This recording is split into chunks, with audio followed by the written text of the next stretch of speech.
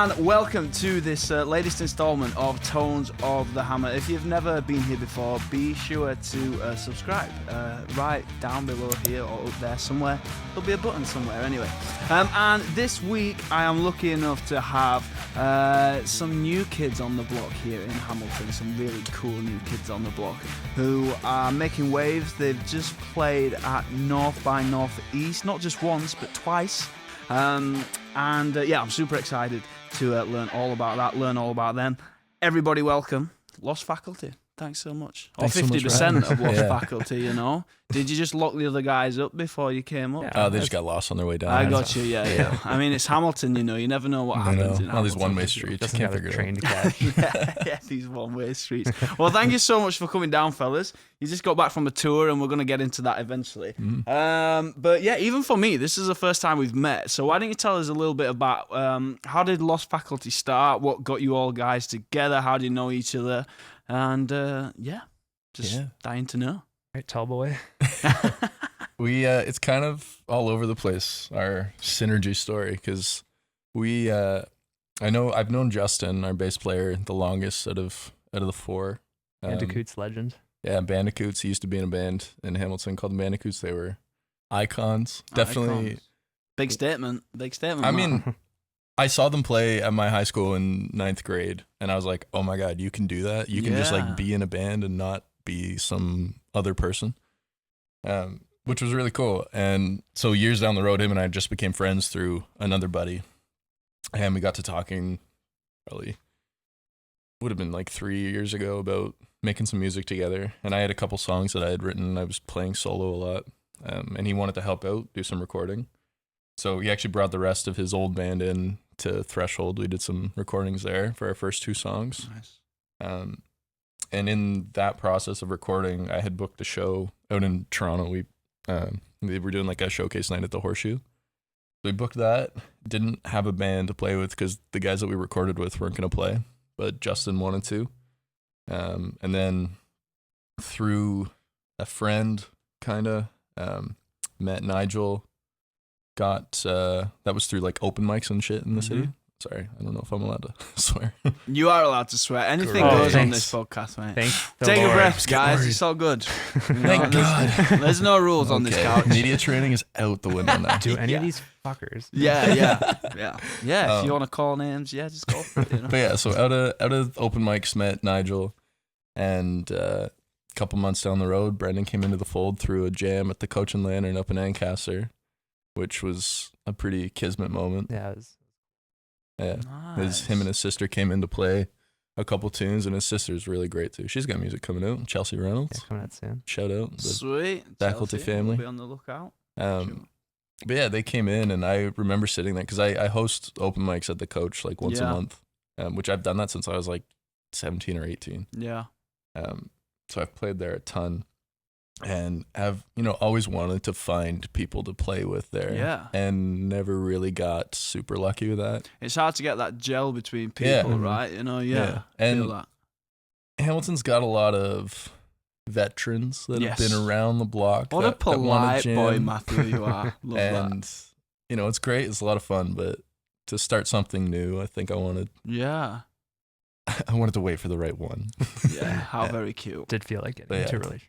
It did. It felt serious when he showed up, and I was like, I was the other woman. It's like, oh, you got a rehearsal with your other guitarist. Oh, that's cool. I'm not even worried. No, it's fine. Yeah, Brendan is our second guitar player. Yeah. Nice. We had one before for that one show at the Horseshoe. It's fantastic. It's a bit Very like nice a guy. Pete Best and Ringo Starr situation with the sound of it. Yes, And exactly. you made it. We'll call it that, but Yeah. but we're happy. So it seems like there's a lot of love in the band between you all. You know, Oh, yeah. It seems you've just been on tour together. So how's that? Has that been like your first tour away from Hamilton as such? From the GTA. Yeah. And how's it being like on the road together? You know, I think that's always a decider for bands, right? You really see between each other how you get on. You know. It was one big laugh, I think. Yeah. Good. It was. That's a good sign. You know, it's not like a ridiculous time. Yeah. It was a bit of a shit show. I think we got it was only a week, 8 days maybe. Yeah. Yeah. So it wasn't crazy. We'll call it a tour. We'll call it a tour, yeah. It was like Heck half yeah. a writing retreat, half a tour, but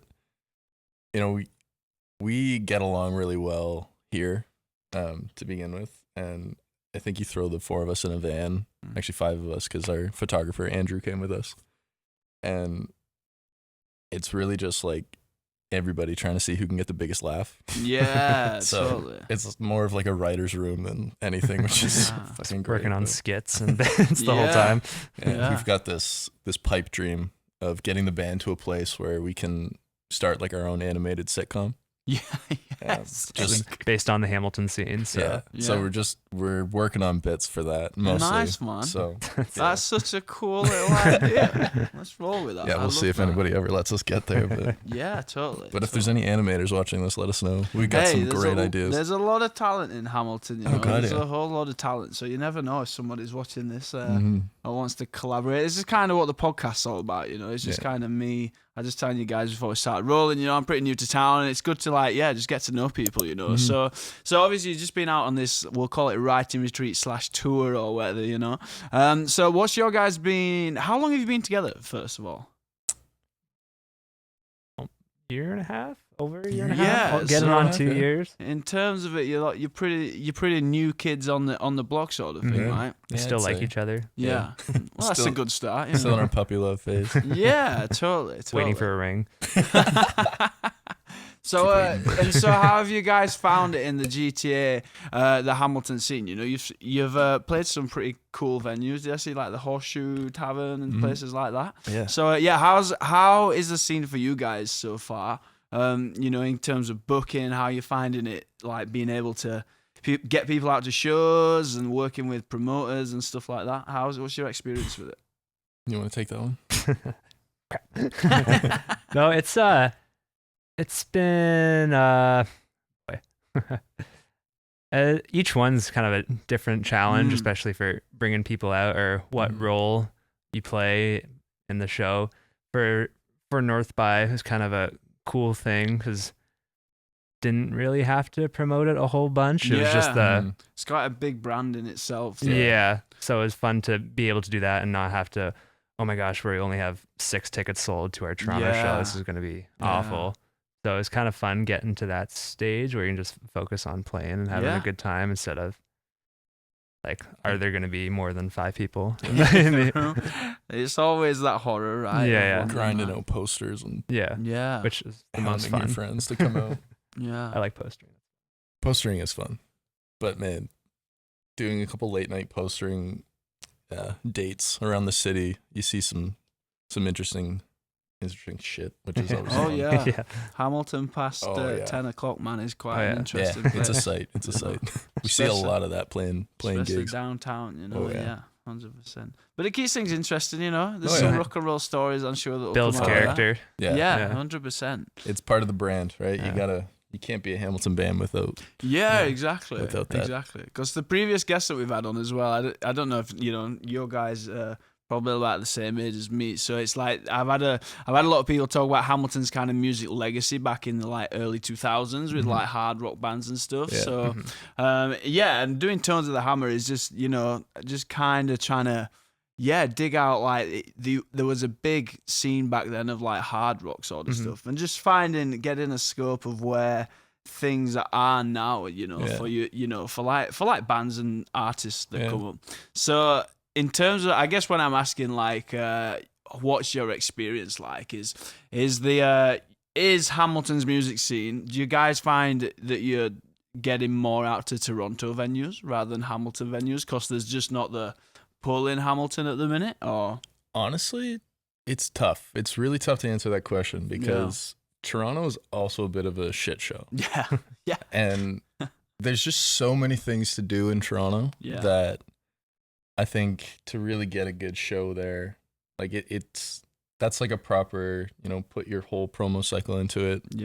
Get a good bill together, get a good venue, not too big a venue, which I think is a like, lot of people I imagine shoot quite high for like some of the first gigs, right? You know, trying to sell out a 200, 300 person like venues. And big time. the Toronto venues cost a lot to play. Oh really? And even some of the smaller cap clubs, like it's tough to it's tough to make it work as an indie band. Yeah. You know? So Toronto's like we'll play once or twice, maybe a year.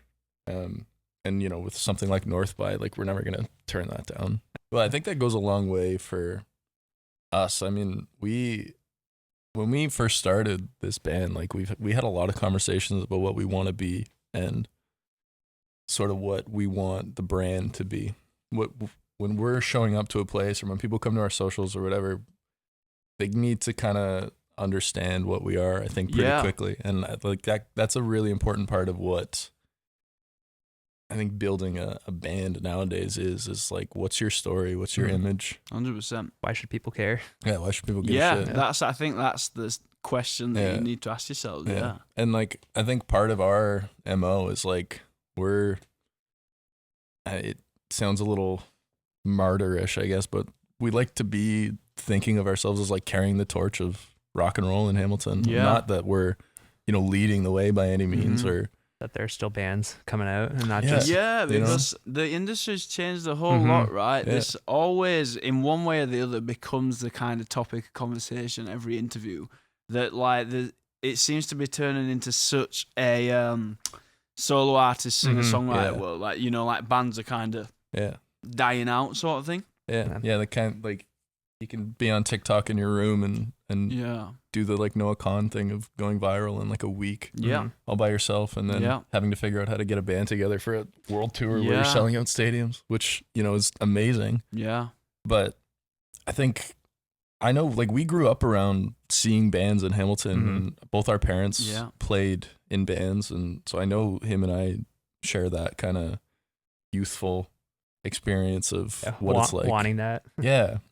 And that's infectious. And especially in Hamilton, like, there's so many world-class musicians here that we all grew up around. And then, seeing bands like the Dirty Nil and seeing how that energy can still happen in our city, it's like cool. And it's amazing to be a part of it. Like, it's an accessible thing for us to be like, like, Hamilton still fucks with music. So, like, totally. I was talking about this with someone yesterday. I feel like, or the other day, sorry. It feels like there's so much kind of going off, but all in these tiny little bubbles of like, people have got something going off over there. Somebody's got something else going off over there. And I think it's just, it'd just be so cool for everybody to kind of get together and know what, because you can tell somebody something's happening, and then the other person has no idea about anything to do with this band, this event that's sort of happening, Yeah. And it's like you said, there's so much talent here, It's like I moved from the UK to move to Hamilton, believe it or not, And brave man. Yeah, I know, brave man, right? But ever since, it just blows my mind. There's so much talent in this city, and it'd be such a shame. Again, like you said, it'd be a shame to lose every good band to like the Toronto vibe, 100%. When there seems to be a good hub of shit going off there, I mean, we've definitely lost some of our places to make rock and roll happen. Yeah. I know, like, Brendan and I weren't necessarily around for the glory days, but Nigel and Justin, the other two in the band, they talk about what it was like in, like, mid 2010s and whatnot, when there was just more venues. Totally. It's easier to cultivate the scene when you have more spaces to make it happen. Yeah, that's the thing. And it's impossible to run a venue now, so we're really grateful for those that are still kicking it.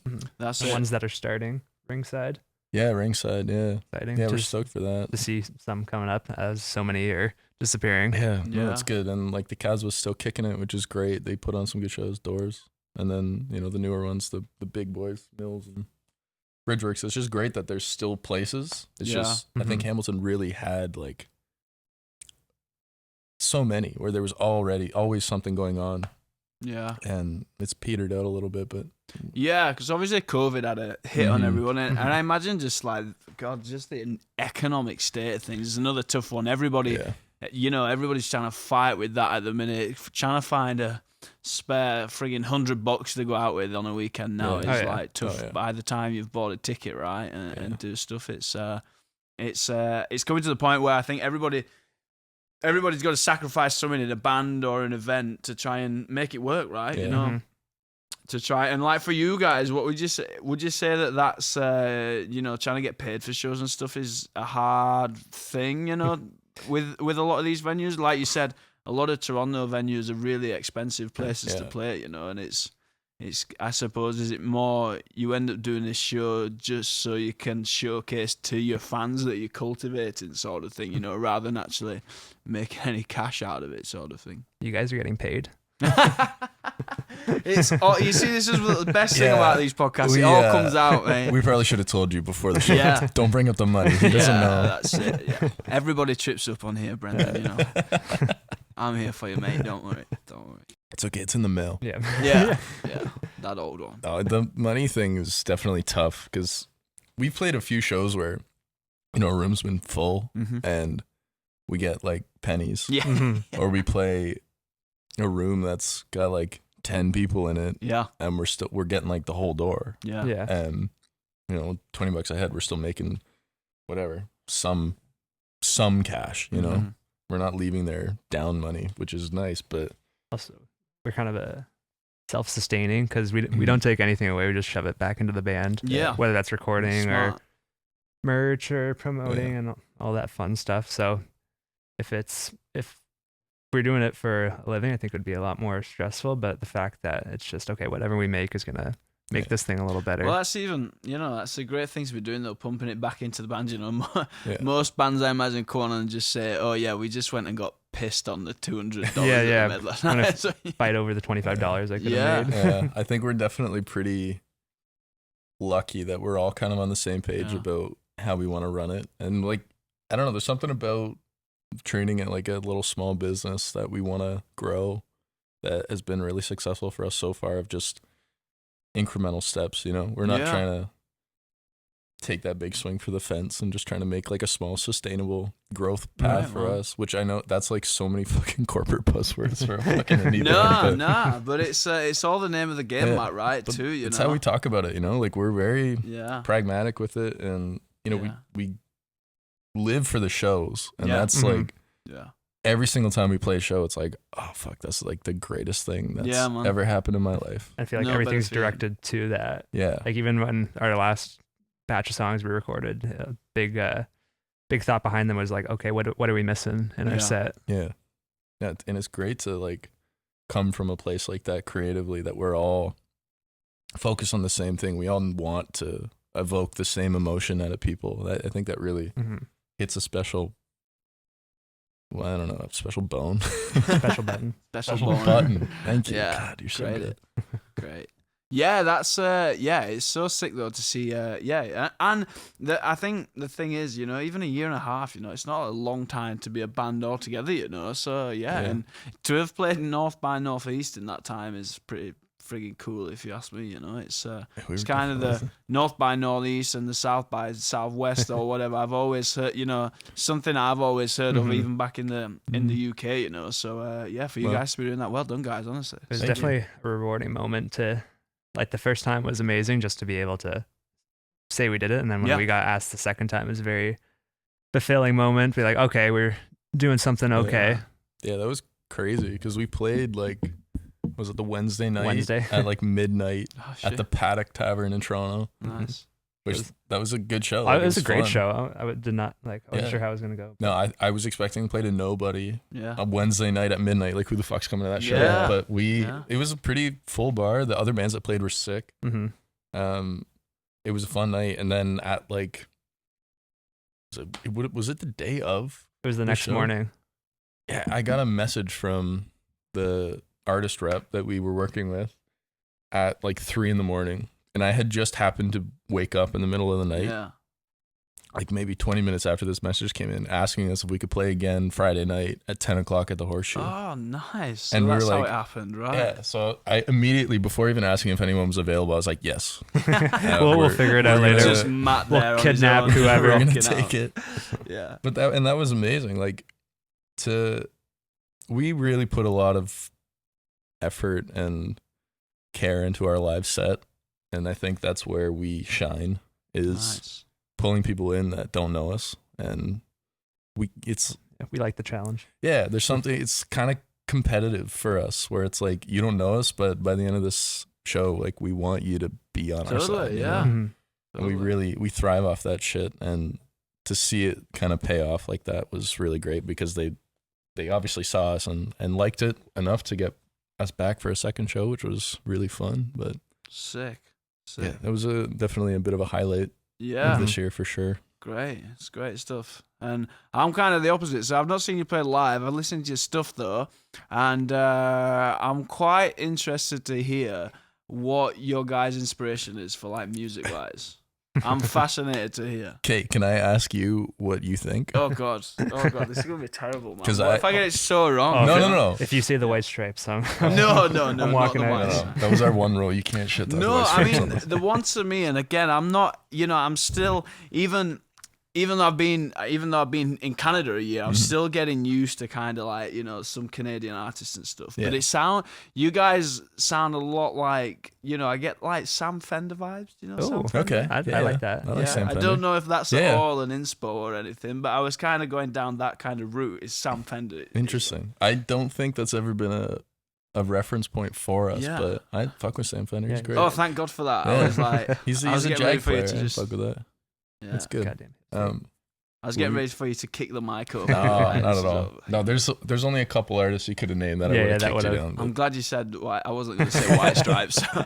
I love the White Stripes. Me We're not too. talking about this again. Yeah, Yeah. The last interview we did, he spent like 10 minutes ripping into the White Stripes, and I because I was wanted to asked. rip I your was head asked.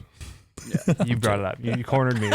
I'm You wanted to hear joking. my opinion about the White I'm Stripes. joking. I'm joking. I'm joking. No, if you would have said Greta Van Fleet, though, I would have walked out. Yeah, no. I'm just kidding. You can't hear any of that. Yeah. But we're kind of all over the place, which I think Yeah, keeps there's it interesting. Yeah, there's some middle ground for sure. Like I know you've got a encyclopedic knowledge of country music, and Little hick boy.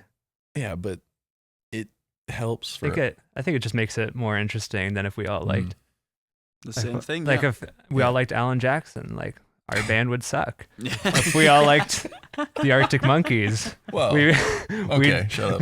Yeah. And the Arctic Monkeys, yeah. the Yeah, Arctic that's Monkeys. that's a big one for. Nice. I know for Nigel, Justin, and I for sure. Mm-hmm.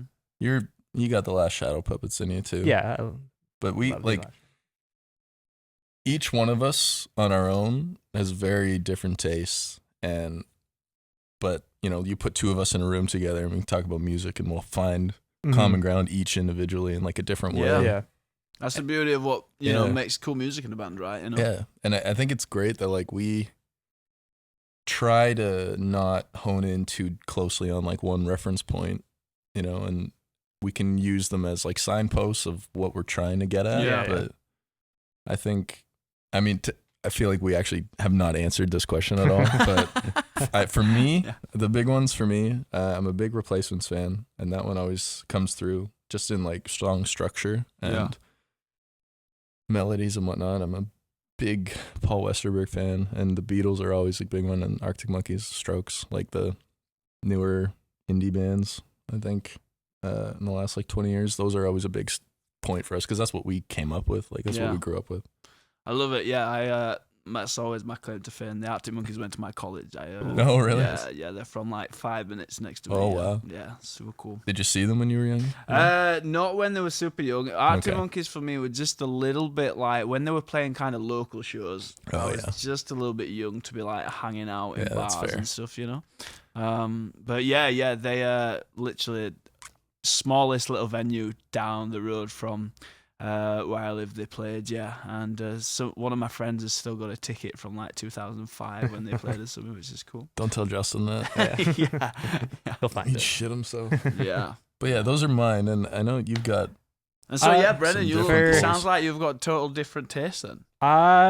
We bond about a lot of Mhm. things, Yeah. but definitely I think nice that we pull from different things. Mhm. Just for I've always dreamed of being in a band like the band Yeah, and just that camaraderie. So I feel like that's always like something I've aspired to, just their legacy. So I'd like to say just for vibes, I'm gonna say the band. For vibes, For just for vibes. yeah. But for I guess of course just being local boys, the Dirty Nil have Yeah. always been a talking point because I think they're a big staple on all of us. Oh yeah, well, I mean, how many times you seen them around here and just be like, "Fuck, it's so Yeah. dope that they're from around here." Mm-hmm. Cool.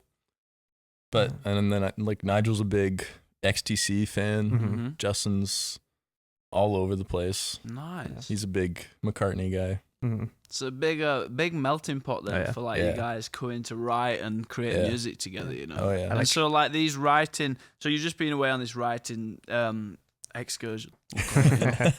Sounds like a big band piss up to me. If you gotta say it. No, that's not what happened.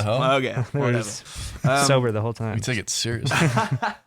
So how do you guys get together and write tunes then? Is it usually someone comes up with like a guitar riff? Do you just all kind of get in a room, see what happens sort of thing? Or is it like a structured sort of thing, you know? I feel like it's evolving. Yeah, it's Yeah, because I imagine you're always learning even like from each other, like how each, you know, everyone's strengths and weaknesses sort of thing as you go through, right? Yeah, like the first couple songs were ones that I had just had that I was playing solo for a while, and we kind of worked them out and brought them to a new light. But this batch that we've been releasing this year, and even like Demo 5 and Bucket List, like those ones changed when I brought them to the band. But these new ones, that's like we kind of got into a room and literally we were like, what do we want in the set? What are we missing in the set?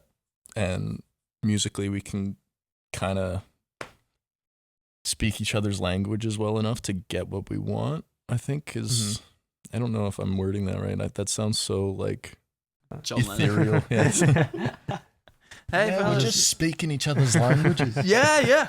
That's quite a good man. People always try and do an accent on here, and that's probably the best yet, to be fair. All right. Justin would have killed. How do you find the writing? Well, I feel Sorry, I didn't mean to interrupt. Like initially, I was just you sending like GarageBand demos. Like, oh my gosh, this is the best thing I've ever heard. But I want to be in this band so bad. Shut up. Stop. But I feel like recently it's been like someone coming to the band with an idea or what do we want in the set? Like what do we want, an anthem or a ballad or whatever, and just trying to find that as a band and then getting pretty close, and then you usually go back and figure out some of those fancy words. Fancy words, yeah. And it just evolves. Yeah. Super exciting. You guys, it sound I love that you're tailing it towards your live set more, if you know. Trying to make, rather than just kind of going with whatever comes out, actually thinking about what you're recording, you know, if it brings it to life on stage as well, you know. Because I working in the studio as well, you kind of get if a band sounds good live, then they're gonna sound good in the studio more than it's kind of 8 times out of 10. You know what I mean? Yeah. So we definitely, I think a lot of the bands we pull from too, like they have a very live feel to a lot of their records. I mean, Arctic Monkeys, man, totally live as anything. Those first couple of albums, anyway. Crazy, and like the Fontaine's DC, that's a big one for I Know Me lately.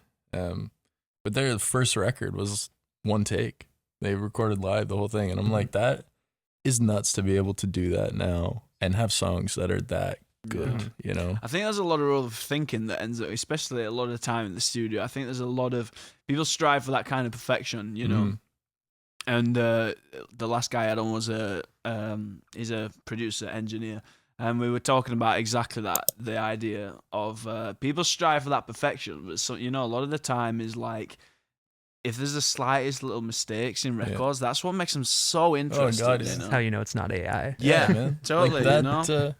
The best example is Strawberry Fields. That little when they slice the tape together and there's a little key change. And there's that so goes many crazy. in the Beatles, you know, and that comes from, you know, the lack of technology. I think it's Gotta Get You Into My Life. There's a note that McCartney holds, and it's the tape is just cut, and they've just cut the end of his word off, basically, his note off. And it's so obvious when you probably don't notice it at first, but then when you actually listen to it back, you're like, oh shit, they've cut the tape, sort of thing, you know. And it's so cool. It makes it so, once you hear it, it's like, oh, that's actually pretty dope, you know. Oh, God. So also we haven't had time or money to be perfectionists, so that's the other part. Did our first EP in 2 days. Yeah. So 4 songs, 2 days, just chaos. Yeah. But fun to have that bit of pressure. No, I think we definitely, like, I know you can get lost in the allure of overdubs and adding layers, but we definitely we can't afford that. Yeah. So we really try to rip that out as fast as we can and with as much energy. And that was great. Like we did some recording out at ARC with Julius and Adam, and that studio was great. Yeah, Almost was a beautiful as place. nice as this one. Yeah. No, every studio's got its own vibe, right? I was just taking a look at ARC when I knew you guys were coming on the podcast, and it's it's a beautiful place up there, right? You know, it's every studio for sure offers its own little sparkle of magic, I guess, you know, and it's it's nice to. It's always good for bands to be in a studio as well, you know. Kind of like you said, the kind of pressures of time sometimes kind of bring out, like you said, not that. Doesn't always have to be that perfectionism, you know, but it's like kind of, we should nail this take sort of thing, you know. And especially with a band like your guys, you know, that, again, going back to that live feel must be what you're after on your records, you know, for it to translate through, you know. Well, even for our last batch at ARC, bass and drums were done at the same time. We were all facing each other. I feel like that comes out a little bit.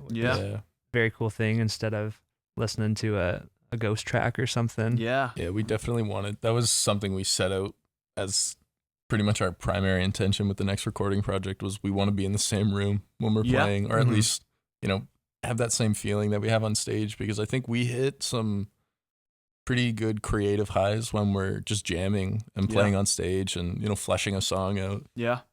And there's some kind of internal, I don't know if I want to say competition or not, but like we push each other, you know, to be better in the heat of the moment of playing on stage, and I think we really wanted to capture that on a record. Yeah. So there's a video on like Instagram or something where it was talking about that kind of thing, where how when humans are actually interacting with music or something, it's there's some scientific thing where like when you play, rather than like actually overdubbing, so technology is kind of taken up. Why does 60s records like sound so great is because everybody's like really locked into each other. But even if you're playing back to somebody records drums and then you record bass or something on top of that, you're kind of just not interlocked as much as you are when you're kind of just playing, you know, together and stuff. It's a weird musical magic, you know. Well, we were just listening to Lady Soul on our drive out to Guelph last week. Top 3 albums ever. Oh my god, the musicianship on that record is crazy, and that's all that the Swampers vibe. Those session guys playing in the same room together every day, like 8 hours a day for every day of their life. You can hear it, and that's something that we strive for sure, because you know we don't get a ton of time together, and so we really try and capture what we can get when we can. But the live show is what we're really trying to put out there, you know. And I think we'd love to do like a live album. Put a live album out before we do one of our own. Sounds like that was a thought of Matt's, and Brendan's a bit scared by that. Just then he was like, "Oh, are we doing that?" Yeah, I'm in. I'd love. That'd be fun. We're all dying to hear a Lost Faculty live album. One day it's gonna 5-hour Leonard Cohen cover. Heck yeah. It's mostly just our on-stage banner. Yeah, why not? You know, why not, for sure. So I got to ask, fellas, are you Oasis fans? Double it and give it to the next person. I think, am I the biggest Oasis fan? And because I'm not even a massive fan. It's, okay. You know what? I had a big phase in high school. Yeah. I've been a pretty vocal Oasis hater for a while. I love that, dude. I was just wondering if you were excited about them reunioning, but it doesn't sound like you're that thrilled about it, really. I'd be curious to ask Justin and Nigel. Like, we've talked about it. I don't know. I think Justin's all right on them. I don't know how Nigel feels about them. The more I hear them talk, it's like, oh, I like you a little less. Yeah. I'm like, you guys could have just been nicer, you know? Like, not that I think you need to be a golden human being to be a great artist, but that's such a Canadian answer, man. I love that, mate. Should have been nicer, It's just they just seem so bitter all the time. It's like they're going out of their way to be mean. It's just totally. so taxing. You know what though? If I wrote a song like Wonderwall and saw it become a meme, I think I might get a little bitter too. Yeah, that's the thing. Yeah, you know, but that's I'm sure fine. his bank balance is not worried about it. Though. No, you know, and they're gonna cash in big on this. I mean, I've definitely been intrigued by this reunion though, for sure, because I think it's a big moment. Same. Yeah, I'm kind of the same where it's like I grew up listening to so much Oasis, just being surrounded by it, and I just got to the point where it made me want to vomit every time I heard a Oasis song, you know. But I'm the same now where I'm like, would you get FOMO if you don't go to, see a reunion? I don't know. You know what? If anything happens after the first show. Yeah, well, that's it, yeah. That's actually so fair. Taking a big gamble if you're buying a ticket. Yeah, 100%. Just go drop $300 at the casino and have the same rush. Definitely go to the first show if you're going to go to any show. Yeah. Well, it just surprises me because, again, I not that you guys sound anything like Oasis, but I was like, I just didn't know if that whole indie vibe, usually an Arctic Monkeys fan a lot of the time is an Oasis fan? Kind of doesn't mind Oasis. Yeah. Although I know that the Gallagher brothers are not too keen on the Arctic Monkeys because they think they talk a bit too different from where they were from. Yeah, I don't know. Arctic Monkeys were a seminal band for me. That was like... I love this because I've not nerded out about Arctic Monkeys in so long. Thank God. Okay, Brendan, you might I'm want to step over. Let's turn this into an Arctic Monkeys podcast instead. I found them. Alex Turner is one of the best songwriters of our day. I would say the best. Yeah, totally. The best since Bowie. Yeah. That's a hot fucking take. That's a crazy take. That's two hot takes. No, yeah, I know. You only get one more, mate. You only get one more. But I was introduced to the Arctic Monkeys when I was like 15. Yeah.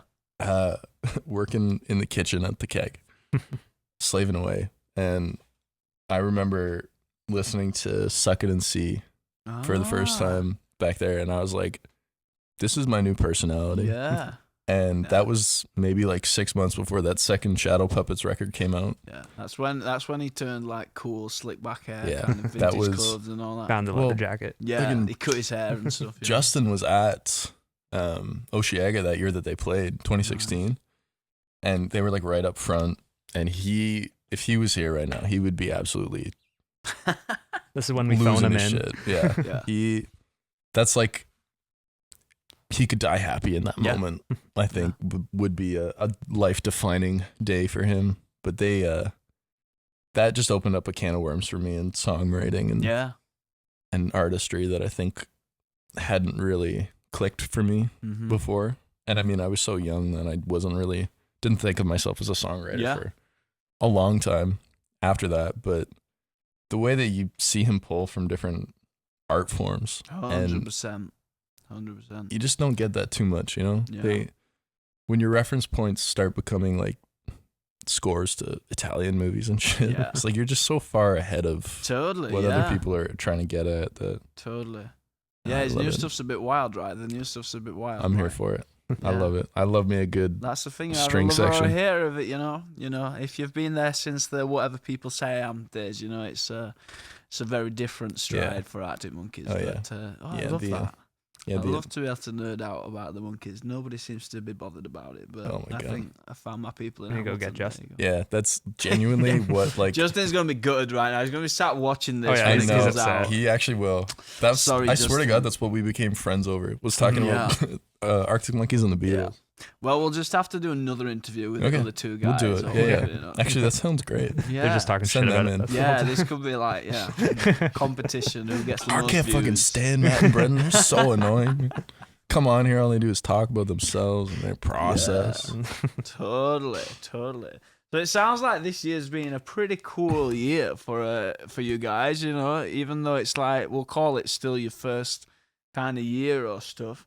So yeah, what's in the pipeline? What's the 1 year plan? What's the 5 year plan? What's the, is there a plan? There doesn't have to be a plan, Well, buy a house, have some kids. Totally. I mean, white picket fence. Yeah. I mean, it seems like you're getting some really cool traction, man. It's you guys are doing good. I see it on socials and stuff. It feels like we're keep doing the right thing. Just keep playing. Bigger shows, more shows. Staying busy. Got the last one more song getting put out this fall. That'll be like our closing the chapter of 2024. Do it all again. Yeah, and then back in the studio in the winter. That's kind of like our we've been a band for literally a year and a half, but we've got a pattern of go into hibernation. Go like up. I was just saying, there's a lot of people don't want to be in the studio when it's 30 degrees, you know. Even this place is aircon, but it's like, get 4 sweaty lads in here for like 2 days straight, and it starts getting hot and sweaty quick. Losing our minds. Yeah, But we 100%. last year we went up to, Justin's got a cottage, like his family's got a cottage up in the, I don't know, north a little bit. And we just brought the gear up there and had like a whole weekend of writing last year, and that was where we wrote every song that we put out this year. Great. And so that's going to be like a bootleg album in years to come. Yeah. I don't know if we can release those to the public. not yet. I don't think we have enough. That's what they say about all the best demos, mate. You know? We'll see. What's that Leonard Cohen song? Memories. Memories. You ever listen to that album, Death of the Ladies Man? No. Oh, we that did. was a big one for us. Okay. Well, that was a big one for me. Is there a full cover of that? There's a 5-hour cover of that song somewhere. There's video footage of us playing probably a 45-minute version of Memories by Leonard Cohen, which is... That's so interesting. I just find that so interesting for an indie band, though, to be sat there playing Leonard Cohen tunes, to be quite honest. You know what? That album that's a big one for me. I think it's kind of shows you the songwriter vibe can be pretty flexible. I think you can fit it into any mold. Yeah. Especially when Phil Spector's got a gun to your head, which is pretty... I just watched a documentary all about Phil Spector, man. That guy was... And it's like how he... I didn't... Like, he's the person that, you know, he created the wall of sound and all that sort of stuff. Yeah.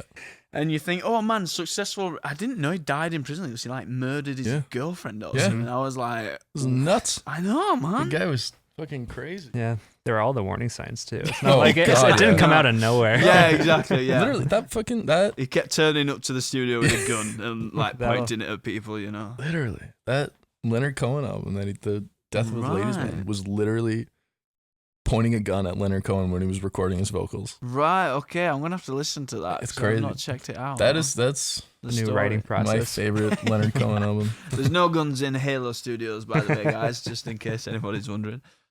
So they say, anyway. So they say, mate. You know, so they say.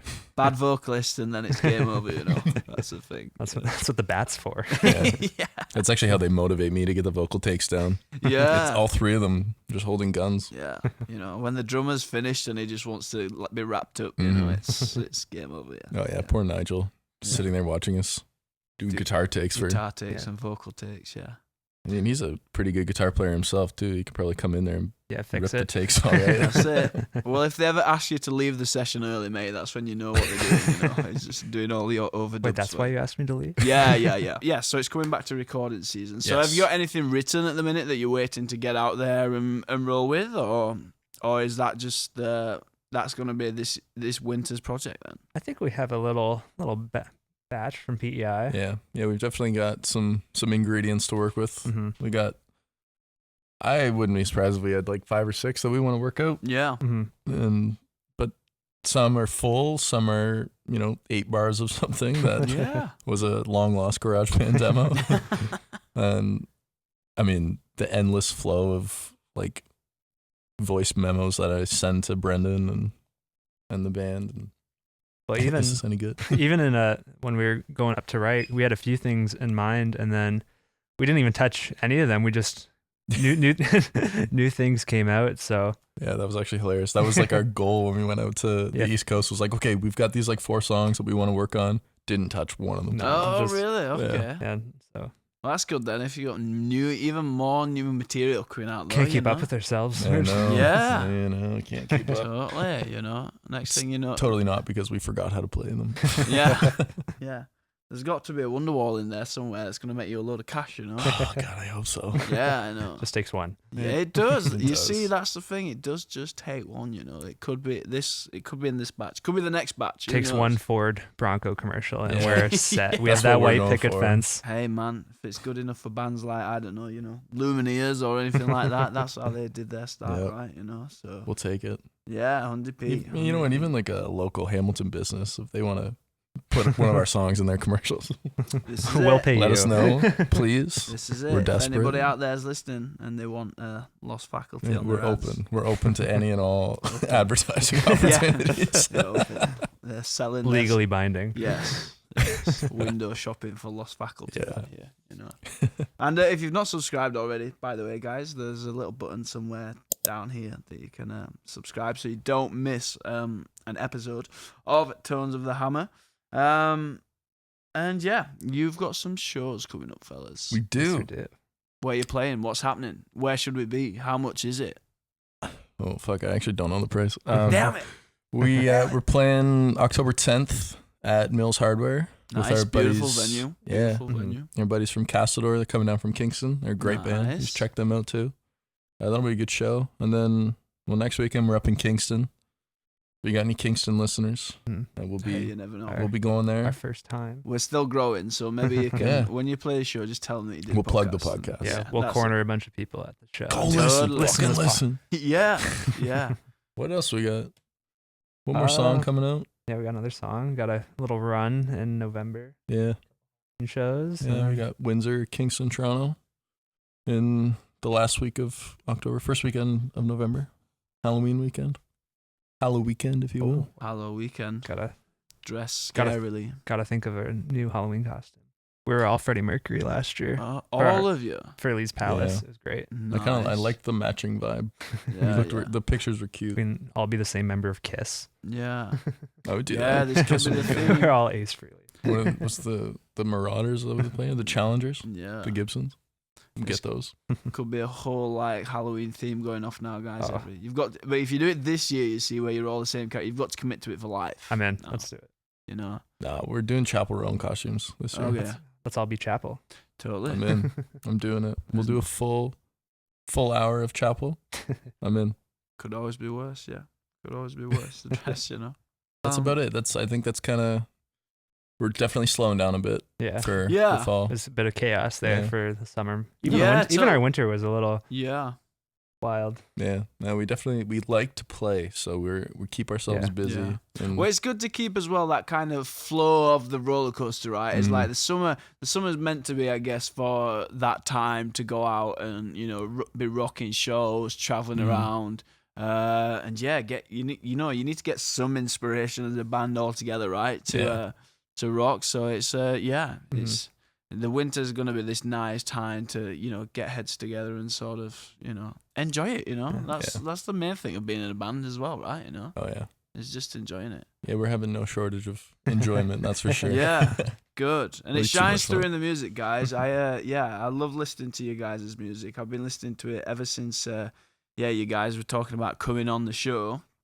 And if you do want to listen to Lost Faculty, there'll be a link all down below and stuff for their music. And as well, guys, where are you on Instagram and all that sort of stuff so people can follow and check out and do whatnot? We're at Lost Faculty on everything. So Instagram, TikTok, Facebook, MySpace, YouTube. That's You it. can find us LinkedIn. on all streaming platforms. That's so good to see as well. Somebody that has the same name on everything, Yeah. Oh my God. I Doesn't know. it drive you Oh. insane when it's like one thing is one and then another Yeah. thing, and then totally unrelated thing for the other thing? It's, Yeah. it And I drives think me. we definitely got lucky that nobody Mhm. wanted a name like Lost Faculty for anything. yeah. Where does the name come from anyway? Pass. Okay. No, we talk about this so much. All right. There's like not a great story behind the name. But yeah, we've been trying to make one up for a while. Yeah. I mean, I think the closest thing to a good story we've had is we used to have a keys player in our band, Cheek, who left the band Okay. to go to teachers college out in BC. He is the We kind of knew that was happening before the band started, and so we're gonna completely lie and say that he's, we lost the faculty to him. He's gone. Okay. But it's a horrible story. I mean, it sounds cool, terrible. though, right? The name sounds cool, Yeah. and I would Sure. have never gone down that road for the story, Yeah, you know what? We'll workshop it. We got to work on our improv. Yeah, we're not writing any new material until we can. No, Do you know what? can't. The story behind the name doesn't have to be true. You know? Yeah, no, I know, and that's why we're really trying to come up with one that's a hell of a lot better than that. I like Lost Faculty. Well, thank you. I wouldn't change the name, just maybe the story. Even the story is cool, you know. It is what it is. It says what it is. What it is. Yeah, Came exactly. to me in a dream. Yeah. Actually, you know what? I think it was actually my dad that gave a shout to that name. Yeah. Oh, and we've been running with the other story when. Oh, Yeah, I think I should give Rob his flowers. I think he actually might have been the one that helped out come up with that. So shout out my dad. Shout out my dad. You know, we need those parents. They all help us out in these bands for sure. Oh, for yeah. Sure. Well, guys, thank you so much for coming down. It's been such a pleasure. And if we you've got your show on October 10th, I'm going to try and make it 100%. Make sure that you guys come and make it as well. So these guys are really good. You can check out all the Spotify, Apple Music, whatever you do. Don't forget to subscribe. And thank you so much for watching. Thanks, guys. Thank you so Thank much you for very having much us. for having us. It's been a blast. It's been great. Hopefully we'll see you soon.